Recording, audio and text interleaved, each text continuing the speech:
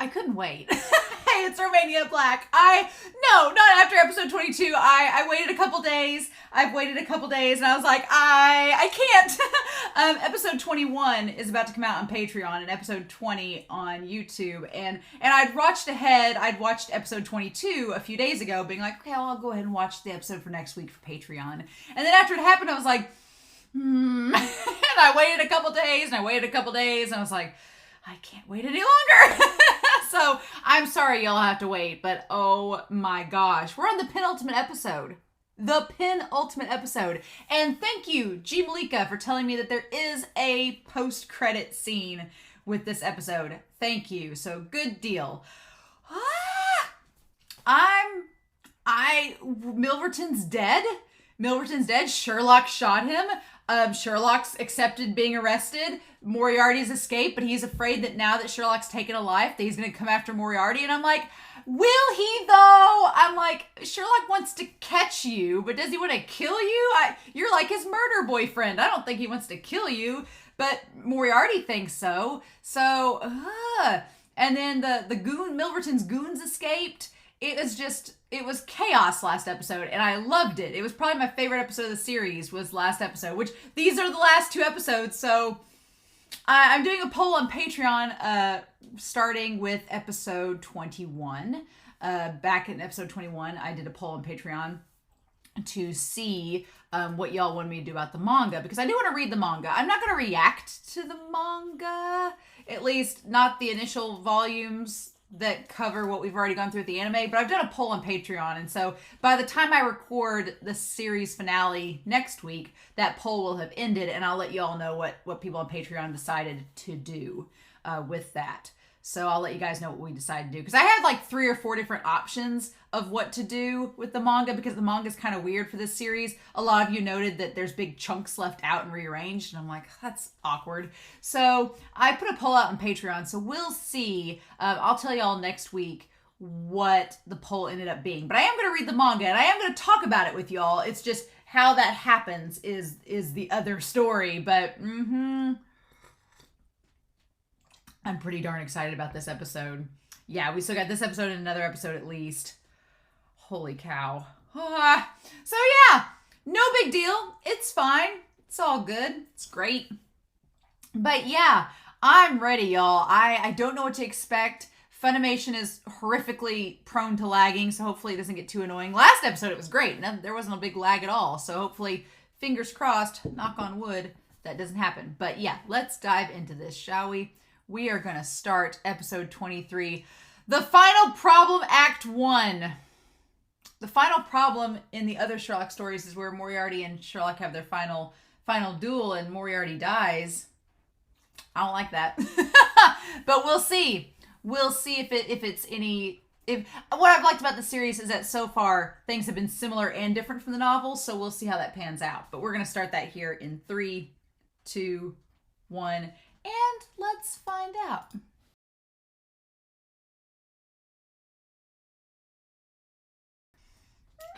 Oh my god!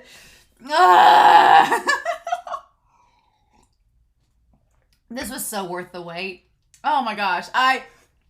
This series has been good, but it's almost felt like it had its highs and lows, this series, and then episode 21, I was like, okay, that's pretty... I was like, man, we really just got kind of nonchalant. And then no, episode 22 and 23, nope. It's like it's all ramped up to this, and I love it. Oh my god. So the final problem. The Lord of Crime is the final problem, which man, that shot of Moriarty with his eyes, like just all the bloodlust. So yeah, so this episode, yes, for as dark as this show can get, the fact that Lewis and Fred, of all people, Lewis and Fred were like, we don't want William to die. And they're like, we need to ask Sherlock. And Sherlock's like, I'll save him. But it's like, oh my god. And he invited Moriarty to William to his room. What? Is that part of it? Is that part of the plan? we need to go through this episode. We need to go, because there were several parallels and things that point out in this episode, and I was like, we need to go back through this. So yeah, so the whole plan from the start of this series, Moriarty's plan from the start was that we need to reform the way that society views the aristocrats, because as it stands, the aristocrats are always viewed as this unparalleled, infallible, untouchable force, and they just walk all over the common folk and do whatever they want to, and no one says anything because that's just the status quo. And so William's whole thing was, we need to show how corrupt these nobles are and these aristocrats are, and by showing that corruption and getting spread, it'll lead to the people standing up for their own rights and basically doing kind of what Whiteley wanted to do. Whiteley wanted to establish citizens having their own rights and it not just being like the aristocracy and royalty and things like that. And William's trying to hedge that as well. But they've said since the beginning of the series, especially since Mycroft got on board, they were like, the final solution to the problem is we're going to make ourselves be the big bad, and then we're going to put all the blame on ourselves, on the Lord of Crime, and then we're going to get rid of the Lord of Crime, and the people all rally together towards that cause, and it'll cause them to all work together to get rid of the Lord of Crime, and that will start the dialogue and start change. Which all makes sense, and that's kind of what he's doing now, but William is shouldering all of it. And it's not just finding random, it doesn't seem like it's finding random aristocrats anymore who have committed crimes. It's just killing nobles. Like, just killing them indiscriminately, and not because they were not because they were a serial killer or committing all these crimes, just because they're nobles. And that's the change. And it's William doing it alone, which is the change. So, yeah, and Albert even notes, he's like, you're changing the rules. You're changing, I'm rewatching the episode, and Albert's saying, this seems to differ from the plan that you laid out earlier. Like, the plan's changing. Like, what are you doing? And I feel like William's shouldering it all on himself so that Albert and the others get away. Because when they started this organization, they all were sharing in the responsibility. But now William's like, I know this is probably going to lead you to denunciation within the House of Lords, but I feel like William's trying to shoulder all of it on his own now and take all of the blame, and that way everybody else gets out and are not held responsible, including his brothers, including Albert and including Lewis. He wants to put all the blame on him so that he can die, and then when he dies, it will leave the two brothers. It'll be enough to satisfy the population. The people know that William is the Lord of Crime, so if he dies, then they won't chase after Albert or Lewis.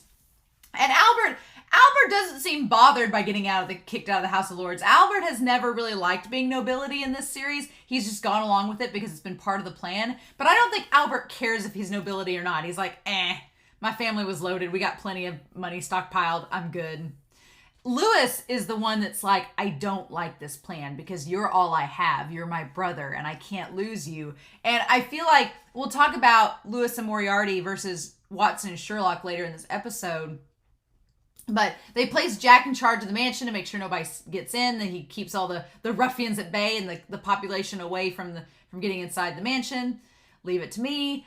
And then Lewis, Lewis is like, is there any other way? Because Lewis doesn't want to lose his brother. And it's all, he's like, we should leave the mansion and go into hiding.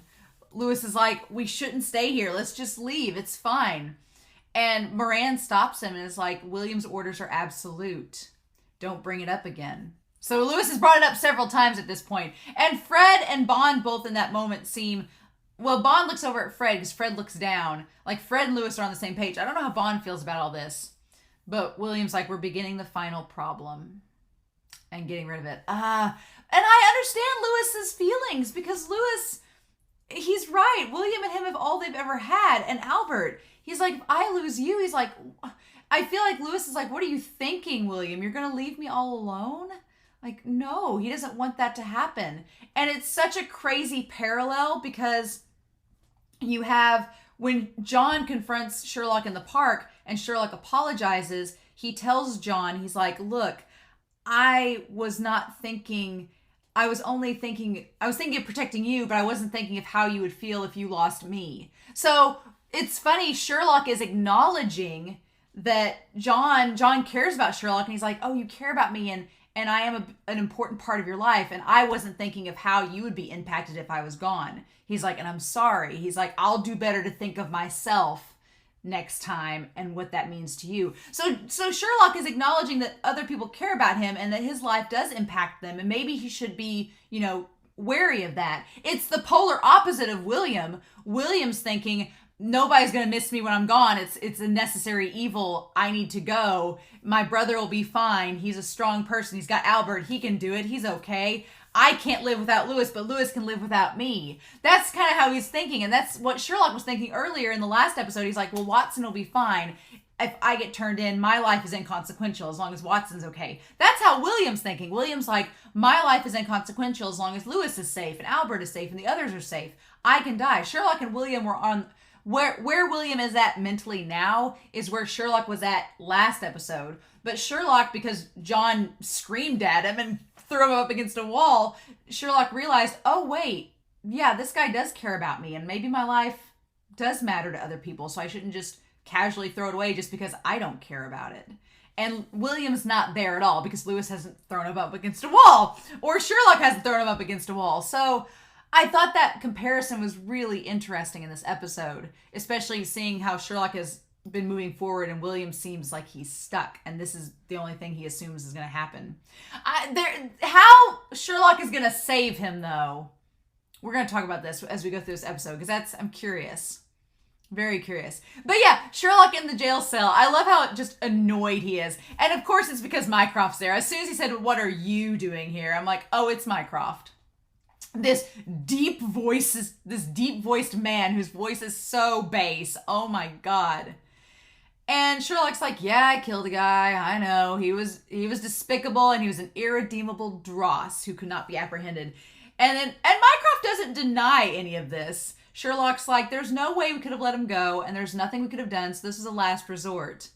But here's the thing. Mycroft's like, you knew this would put a heavy constraint on yourself if you did this. If you killed Milverton, you would have to be put in jail, right? And so this is the interesting thing. I knew that if I killed him, I wouldn't be able to pursue the Lord of Crime. That's interesting, because in the last episode, Sherlock was like, I want to find you on my own time and find the Lord of Crime and stop you on my own time. But then he turns himself in. So Sherlock told William that he wanted to pursue him. So I wonder, is Sherlock laying up an elaborate game as well to counter Moriarty's final problem? Because yeah, he basically put Moriarty into a trap saying, oh, I want to catch you on my own. But then he turns himself in right afterwards. So I didn't think about that last episode. Yeah, if he killed him, he'd be arrested, and then he wouldn't be able to pursue the Lord of Crime. So he's keeping himself from William. But it's all adding up. Interesting. Yeah. Okay. And Mycroft's like, listen to me, Shirley. I love how he calls him Shirley. I'm about to tell you something very important. And he says, for better or worse, you've circumstantially committed the perfect crime. And then, yeah, that's the thing. They can't find Milverton's body. There's no trace, and everything burned up. So Sherlock turned himself in for no reason. He could have just gotten away with the perfect crime had he not turned himself in. So there's really no way to keep him under arrest other than Sherlock's own words. Your statement notwithstanding, under the circumstances, you can't be charged for the murder on principle. And Sherlock's like, seriously? He's like, well, Mary, whatever the case, he's like, it doesn't matter because Mary can't be threatened and her and John will be fine right now. So it was worth it in the end. And that's when John gets pissed off. He's like, don't be ridiculous. I love that Lestrade and Mycroft are like, why are you here? And then I love this, him pinning up against the wall and saying, when you became a killer, you went off on your own and sacrificed yourself for my sake. Did you actually think I would be overjoyed because of it? Again, I feel like that's exactly how Lewis feels about William. He's like, you've sacrificed yourself and killed these people for my sake, but did you not think of how I would feel because of it? And Sherlock's like, oh shit. Yeah, poor John. Oh. Even if you get released without having to go to trial, the moral culpability will haunt you for the rest of your life. That's the thing too, because John's been in the war. John was a doctor in the war. So John may have had to take a life too because of the war. And he knows what that feels like. And he's like, you don't understand. It's going to haunt you. And we see from William, it is haunting him. William is haunted because he's killed so many people. And that's why he worried when Sherlock took Milverton's life. Moriarty was like, I know how that feels, and it becomes easier the more you do it. So he's like, now nothing's going to stop Sherlock. But William, I think you underestimate Sherlock's resolve. Just a wee bit, I think. But yeah, oh my gosh. He's like, what kind of fetters are you going to have to live with now? What can you possibly do about it? He says, reflect to yourself on that, you thoughtless jackass. I love that line. It's like, you reflect on it. Think of how you feel. Sherlock's like, oh my gosh. And I love that Mycroft's like, that's pretty much what I was going to tell you, but this guy beat me to it, so we're all good. It's fine. And then poor Lestrade's like, damn. And then that's when Moriarty has revealed himself. And they do a nice little sketch drawing of old William there. Old Liam. Do a nice little sketch drawing of Liam. And Funimation was lagging on me, but it was basically just the statues here. The red statues. Yeah. And so Moriarty just walking through the streets with this sword in hand and the blood and saying that no one can stop him. Like he wants to make himself just the ultimate villain so that they'll kill him and that'll resolve the problem. Like his brother and Albert will be safe. And yeah, poor Albert, he's just like in front of all these people like, what can I say? And they're like, say something, Lord Moriarty. And he's like, welp. And he doesn't. We don't get to see what he does say. And then everybody's outside in front of the gates. It's, And yeah, William and then Lewis admits that he knew what William meant by the final problem. And this whole time, he's been refusing to acknowledge the situation, the impact, the fact that his brother's death is in the plan. It's like you've known from the beginning that this was part of it, but he's been in denial about it. He's like, well, it'll never get that far. We'll never get to that point, right? But now here we are, and Lewis is getting cold feet. And God, the look that William has looking down at these people as he kills them. Oh, it's awful. It's awful. It's like he's not happy to be doing this, but. And then looking up at the cold moon, like Lewis reaching up, he's like, why must brother be the one who offers his life for the world's sake? The world may count brother to be the devil, but he's all that I have. It's so sad. And then we see that Fred knocked all the people out on the way there so that they didn't end up dying as well. Damn. I can't believe we're getting Fred in the final hour being emotional. Like, what the heck? I'm glad that Fred's been off to the sidelines this whole time, and now he's like, no, we need to save Master Moriarty. And Lewis is like, yes, we do. And I love that they both come to the conclusion that the only person who can save him is Sherlock. I love that they both are like, there's only one man for the job. His murder bay. We gotta go get Sherlock and get him to help. And then, yeah, Fred gets onto him. He's like, you're actually willing to die to take responsibility for all of this.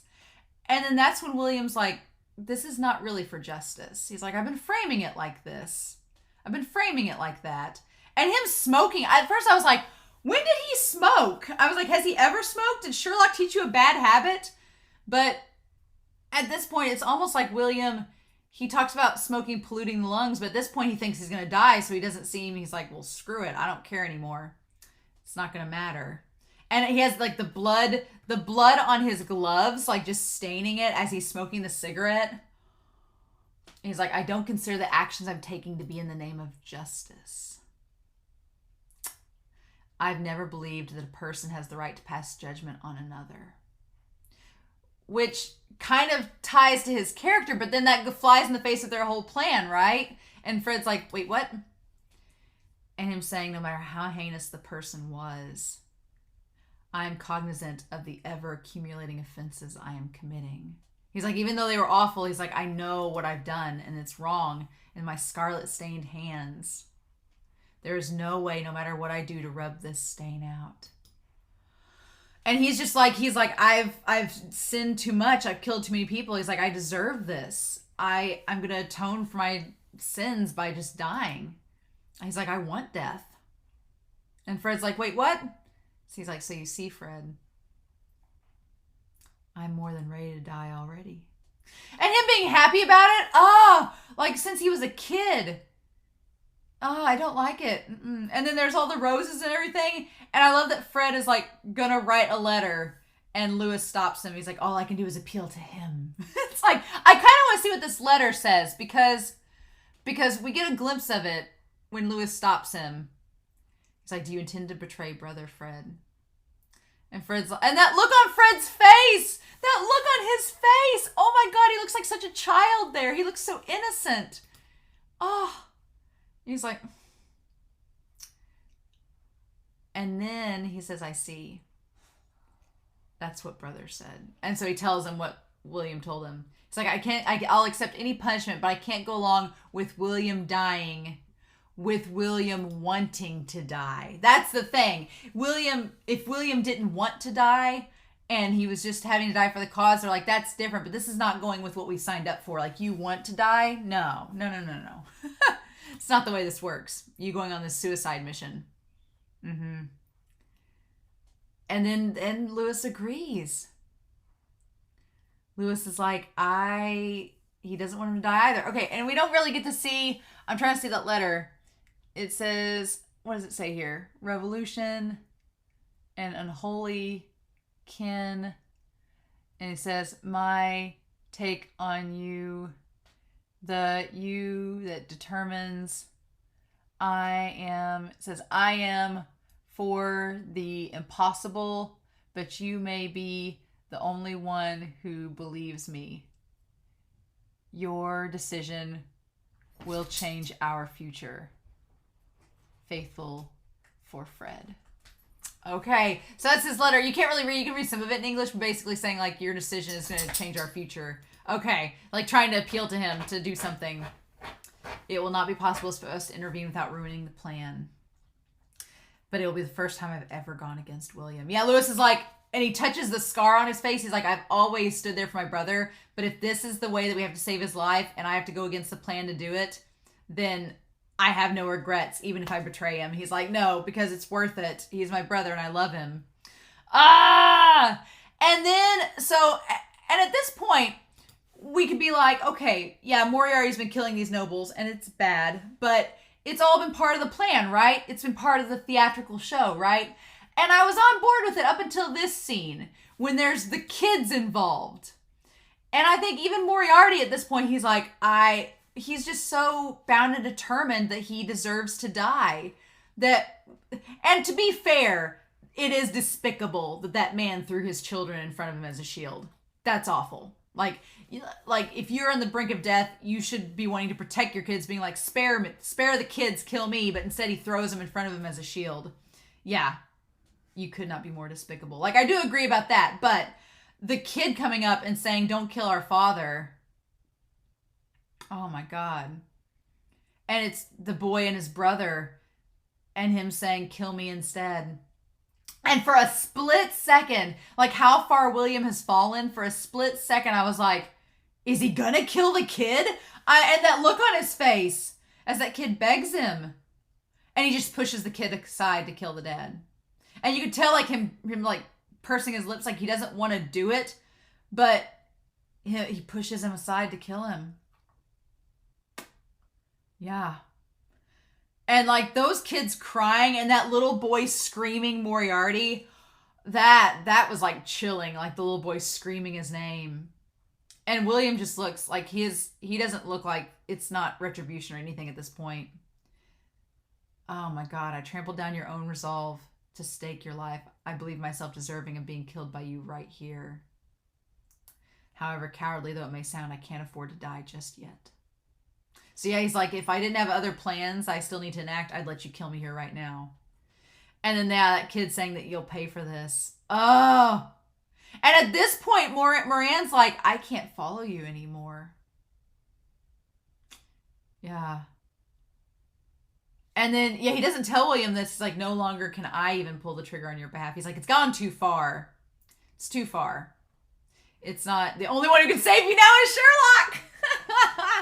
Yeah, here's the thing. Because back when this whole thing started, it was for the sake of revolution and for the sake of making the country better. But now William's just on a rampage to try to make himself the worst person so that when people kill him, they won't feel bad. And it's awful. I'm like, no, William, he's so self-loathing. I'm like, no, don't you understand? And then we cut to Sherlock with his Sunny in Philadelphia style conspiracy board with the triangle. It's like all things are connected. I love it. I absolutely love it. And Sherlock's like, I've pieced it together. And he's figured the whole thing out. He's like, I pieced together the fire, pieced together the story. It all makes sense now. He's got the court case from episode 18. All makes sense now. Sherlock's like, I figured it out. I cracked the code. I absolutely love it. And he figured out that the whole thing of the Lord of Crime is all three of them. And then the thing about the no attic. And then I like he makes note that he just happened to catch Liam's eye when he was on the no attic because he was there. He just happened to catch his eye. And there's a hidden agenda in all of these cases. Yeah, so I like that the red thread, I love the visual in his mind palace, and he sees the red thread, and he grabs it, and he's like, now Liam and I are on equal footing. We get it. But then he invites Liam to his apartment when he's playing the violin later, so, wait, what? What? Okay.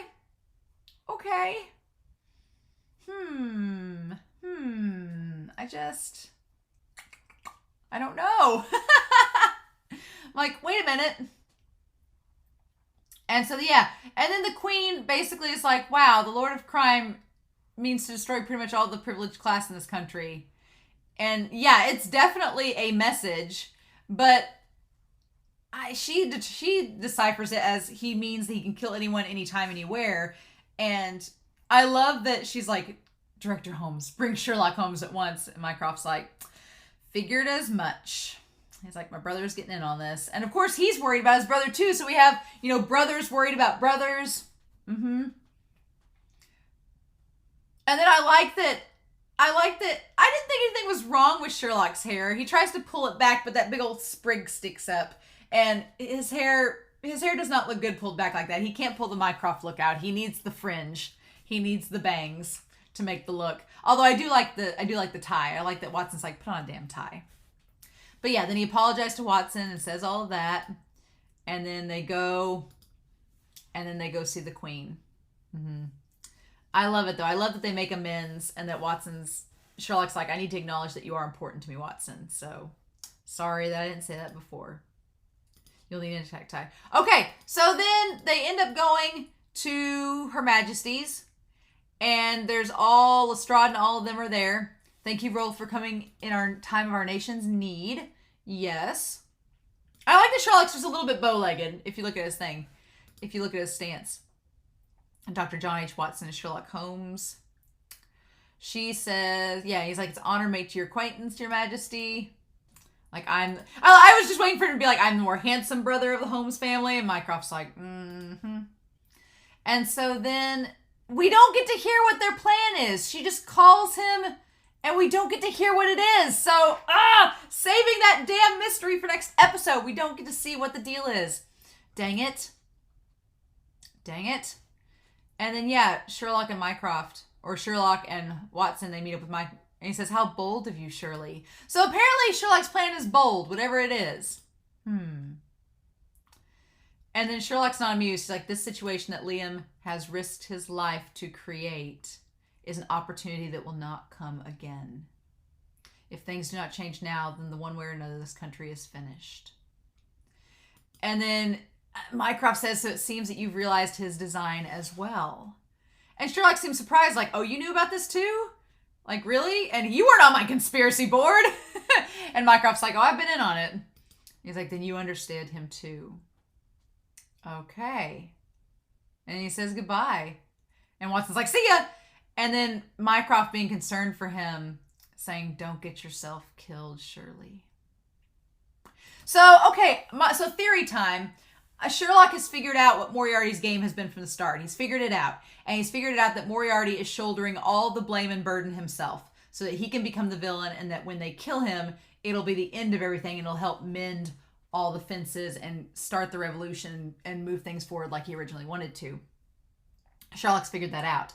And I feel like Sherlock I don't know if Sherlock's told the Queen that he's going to save Liam or if he's keeping that to himself, but I feel like he's told the Queen because Mycroft noticed how bold of you, brother. So I feel like Sherlock's revealed what the whole point of all of this is to the Queen. Now the question is, does the Queen know that Sherlock's going to save Liam? Is he actually going to save Liam? What is this going to look like? What is this? What is happening? So, and Mycroft's worried that there's a chance Sherlock can get killed in the process. So, clearly this is a problem. But yeah. And so, then he gets the telegram from Fred and Lewis. And they don't know about his meeting with the Queen. They don't know about any of that. They don't know Sherlock's cracked the code and that he's got a plan in motion and that his plan is tied to William. They don't know any of this. And so him meeting with Lewis and Fred. And you're the one who disguises the old woman during the Hope affair. Your name is Fred Porlock. And so then, yeah, he's like, the only reason we would call you on this matter, and the truth is, and he's like, oh, you want me to save Liam's life, right? Already figured it out. And I love that they're both like, oh, shit, he already figured it out. In order for Liam's plan to achieve its greatest effect, it is necessary for the Lord of Crime to die. And the timing of you two of contacting me like this must mean that Liam is not going to feign his death. He actually means to die. Yep. And I love that Lewis gets emotional. He's like, none of this pretense matters. He's like, I don't care what the plan and stuff is. And then Sherlock's like, I intend to save Liam. And Lewis is so shocked. He's so surprised because this whole time Lewis has not liked Sherlock at all. And he's felt threatened by him. And he's always thought that Sherlock has been a threat to his brother. And William noted that Sherlock was going to try to kill him. Like, William fully expects Sherlock to try to kill him. And Lewis is like, you're going to save him? And Sherlock's like, as his friend. And even Fred's like, friend, huh? Yeah. He's like, that's all I can say right now. Is that good enough? And him smiling like, that's all I can tell you, but it'll be fine. What? You've actually reassured me by being a genuine flesh and blood organization. Meaning that y'all care for one another. That you're not a heartless organization that's just doing these crimes without care. And that you're just, bloodthirsty. It's like you guys actually care for each other. It's like, oh my gosh. And he says, and then Lewis is like, we're prepared to accept any punishment, so please save Liam so that it will be worth it. And then, and Sherlock saying, leave him to me. But like what? But what? So we need to go back to that end credit scene then. Like, what the hell? We had that beautiful as soon as we heard the violin music, I'm like, oh, that's Sherlock. That is Sherlock, absolutely. So I want to see this. I want to see this. What the heck? I want to see this end credit scene because it is Sherlock playing the violin, and I love how his apartment is the only one on the street that's lit up. It's the only one with a light around it. So it's the beacon. It's a light in the distance. Yeah, Baker Street's the only light that's turned on the street. Of course it is. And so then, he has all the cigarette smoking.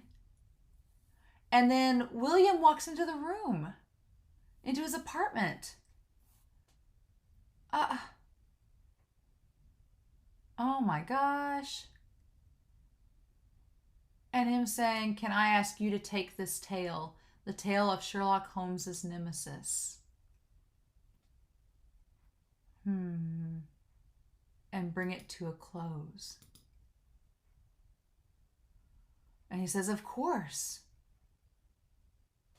So, what? So the question is,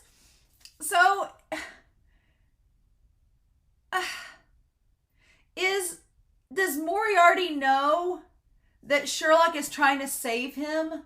Does Moriarty know that Sherlock is trying to save him, and they're both working together to get him out of the picture, but not really? Or did William come to Sherlock thinking that Sherlock would actually kill him if he asked him to? Or I want to know, are William and Sherlock on the same page? Are they both working together to plot this whole death of him, but it's not really going to be his death. Is William in on it, or does William really think Sherlock's going to kill him? We have one episode left. Dang it. I am excited to read the manga. I am excited to read the manga and to see it. That part I am looking forward to. But oh my gosh, this episode. I don't know, y'all. Next week is the final episode. I don't know what to think. I'm really excited for the final episode, but I don't. My question is how much William and Sherlock know about each other and what each other knows about this final problem and the final plan. I don't know. They're keeping it in mystery. And it's aggravating. But I guess we'll find out next episode, won't we? So I'm curious to know your thoughts down below. Please no spoilers, but I'm curious to know your thoughts. But yeah, next episode I'll talk about what we're doing with the manga, and we'll conclude the series. I can't believe it.